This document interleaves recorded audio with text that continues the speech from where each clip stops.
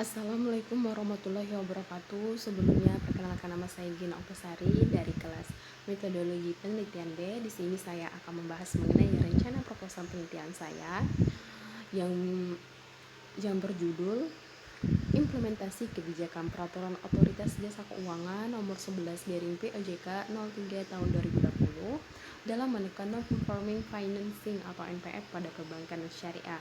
Nah, di dalam penelitian ini ada pendahuluan atau bab pertamanya ini terdapat latar belakang, rumus masalah, batas masalah, tujuan penelitian, dan manfaat penelitian. Nah, di dalam latar belakang ini menjelaskan sebab penurunan pendanaan dan kebijakan yang diambil oleh bank syariah dalam menekan non-performing financing. Nah, dari latar belakang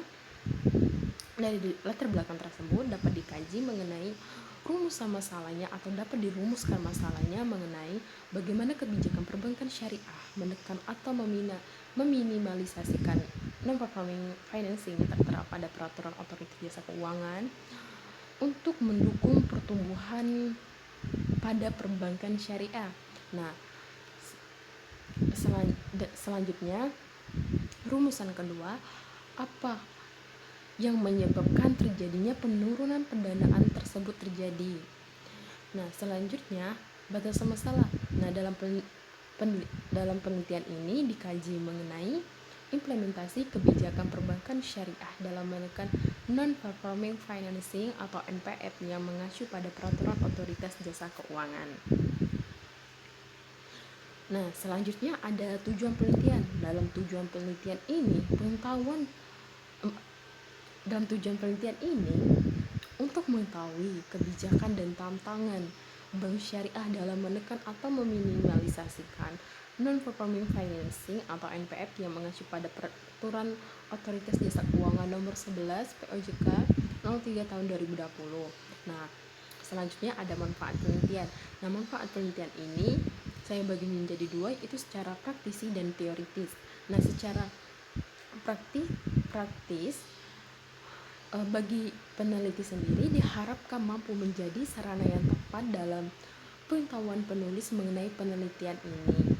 Nah, bagi bank syariah diharapkan dapat digunakan sebagai pertimbangan dalam mengambil keputusan untuk dalam menekan atau meminimalisasikan non-performing financing di perbankan syariah.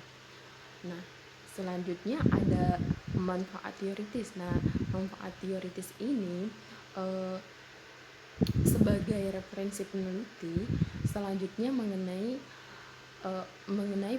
implementasi kebijakan peraturan otoritas jasa keuangan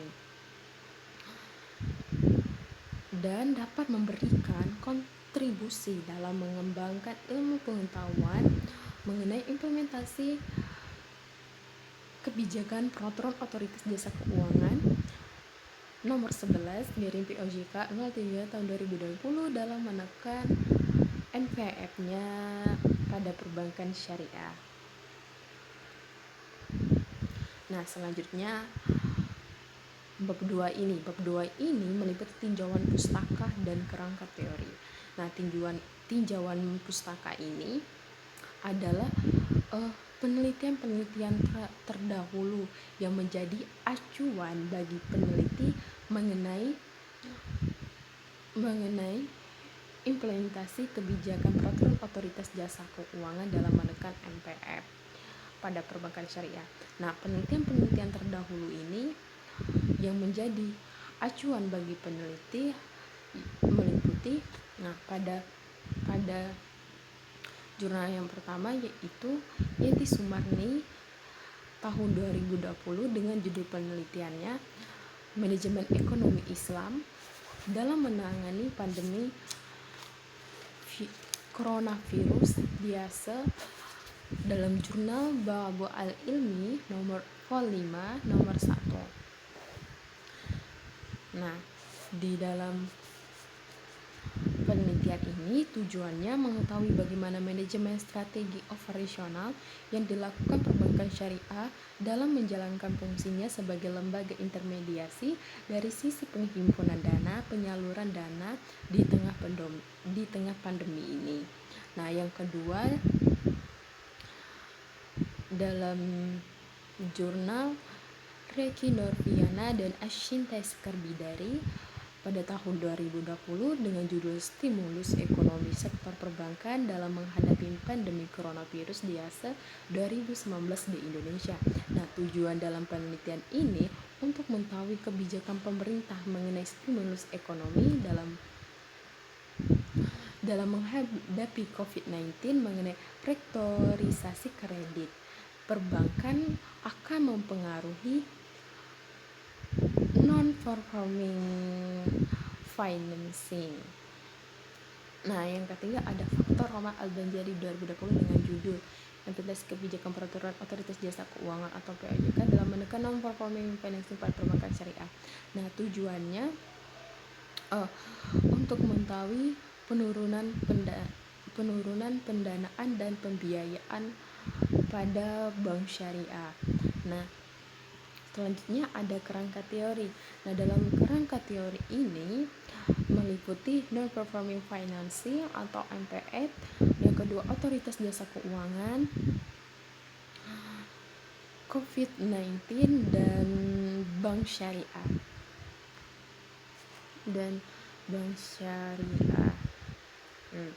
Nah, selanjutnya pada bab 3 ini mengenai metode penelitian. Nah, dalam metode penelitian ini, jenis penelitian yang saya ambil adalah penelitian kualitatif.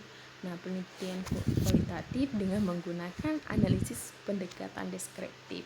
Nah, teknik pengumpulan data yang digunakan adalah studi kepustakaan. Nah, di dalam studi kepustakaan ini yaitu meliputi pengumpulan data berdasarkan sumber-sumber resmi seperti jurnal, buku, atau website resmi untuk mengkaji penelitian ini. Nah, teknik analisis datanya ini yang pertama ada pengumpulan data. Nah, pengumpulan data ini peneliti mengumpulkan data dari sumber yang telah ditentukan oleh peneliti seperti jurnal, buku, dan website resmi. Reduksi data. Nah, yang reduksi data ini setelah dilakukan pengumpulan data maka dirangkum, memilih hal-hal pokok, fokus kepada hal-hal yang penting dan membuang pola hal yang tidak perlu pada penelitian. Nah, yang ketiga ada penarikan kesimpulan. Nah, setelah dikumpulkan data dan sudah direduksi data, maka langkah yang diambil yaitu adalah analisis pendekatan deskriptif kualitatif. Nah, yang kemudian dianalisa, dijabarkan dan digambarkan sehingga menarik sebuah kesimpulan untuk dijadikan suatu pembahasan dalam penelitian. Nah, yang terakhir ada jenis dan sumber data. Nah, jenis dan sumber data ini saya bagi dua itu data primer. Nah, data primernya ini data langsung dari information component seperti website resmi, dan data sekundernya ini ada data perantara seperti jurnal-jurnal, paper report, dan media informasi lainnya.